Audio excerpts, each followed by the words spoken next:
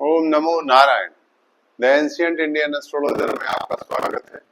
आज फिर वही कुंडली देखने की कड़ी में हम श्री दिलबाग सिंह जी की कुंडली कनाडा से देखने जा रहे हैं। कनाडा से दिलबाग सिंह जी ने प्रश्न किया है कि उनका बिजनेस होगा कि जॉब होगी, उनका स्ट्रगल कब खत्म होगा।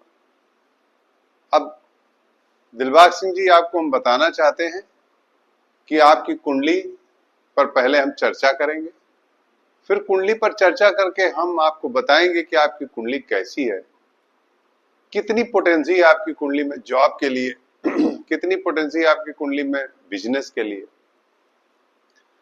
आप कहां अपना बिजनेस और जॉब की यात्रा कर सकते हैं, किस जगह पर।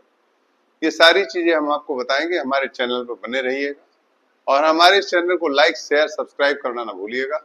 आइए अब हम दिलबाग सिंह जी की कुंडली पर चर्चा करते हैं। श्री दिलबाग सिंह जी की कुंडली तुला लग्न और मीन राशि की है।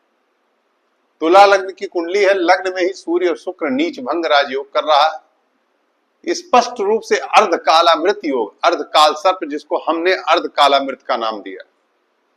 पॉइजन इज कन्वर्टेड इनटू अमृत।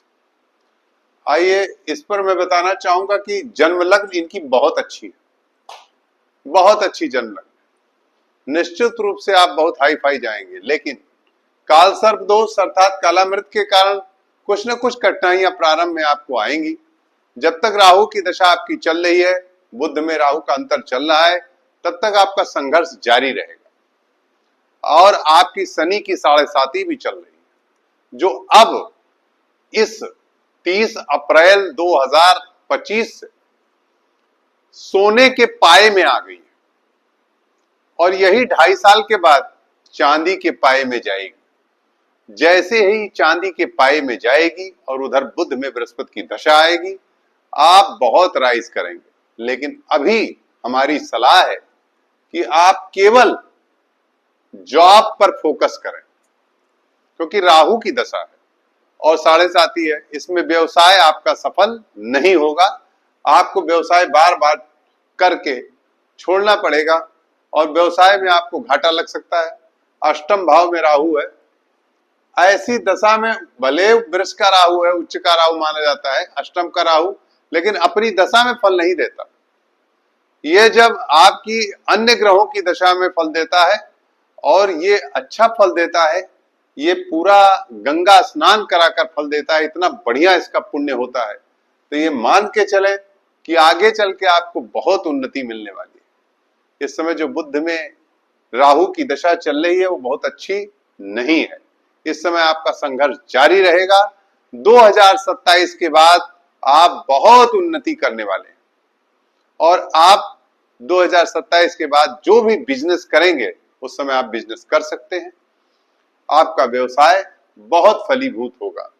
उस समय आपके व्यवसाय में तरक्की होगी निश्चित रूप से। लेकिन अभी आपको हम केवल जॉब करने की सलाह दे रहे हैं और आपका बिजनेस विदेश में तरक्की कर सकता है। आपका जो भी व्यवसाय होगा वो विदेश में होगा, क्योंकि ये बृहस्पति नवम भाव का कारक बनेगा कृष्णमूर्ति पद्धति। इस तरह से आपकी ये दशा जो इस समय वर्तमान में है, ये नौकरी के लिए, कारपोरेट जगत में भी नौकरी करें, आप अभी जॉब में रहें, अभी आप व्यवसाय में न जाएं, ये मेरी सलाह है। 2027 के बाद आप व्यवसाय में उतरें और आप बहुत नाम करेंगे। आपकी कुंडली बहुत अच्छी है। आने वाले समय में आपकी बहुत अच्छी दशा होगी।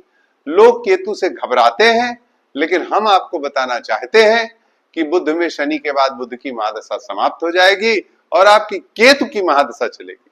लेकिन यही केतु की महादशा, जो कि उच्च का होकर के द्वितीयस्थ बैठा हुआ है, राहु की दशा ऐसा फल दी, परंतु केतु की जो महादशा होगी वो जब हम D3 चार्ट में जाते हैं तो D3 चार्ट में केतु बृहस्पति के घर में बैठा हुआ है और यहां 1 2 3 4 5 बृहस्पति से दृष्ट हो रहा। आपकी लॉटरी खुल जाएगी। केतु सबके लिए खराब नहीं होते और आपको बहुत उन्नति देंगे विदेश में। नमो नारायण।